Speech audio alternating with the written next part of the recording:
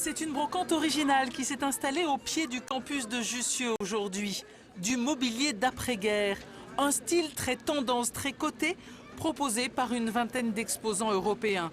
Des luminaires, des tables, des fauteuils, des pièces en plastique de tous les coins d'Europe.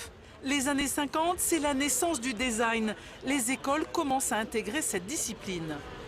C'est simple, c'est épuré, c'est rationnel. On en était à des meubles en bois massif et là les gens ont créé depuis les années 30 des meubles en tube, des meubles très légers pour la grande distribution et c'est ce qui a fait un peu le démarrage de cette période avant-gardiste. Il a toujours un look, une allure, donc un design moderne et en même temps il a ce petit air un petit peu classique.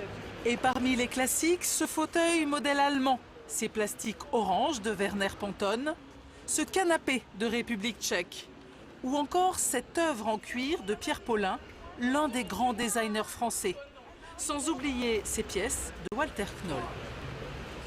C'est une période où on va reconstruire les villes, on va reconstruire aussi, on va imaginer les intérieurs un peu différemment. Et là, on va aller chercher donc des modes de production, des matériaux, des formes aussi qui sont nouvelles et innovatrices.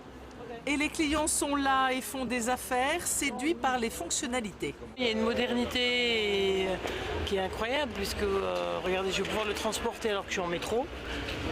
Et ça, les designers, les concepteurs de l'époque, parce que c'est des années 60, ont pensé vraiment à tout. Et les deux petites tables partiront à 120 € les deux. Malgré la crise, les Français dépensent encore autour de 10 milliards par an pour leur décoration intérieure.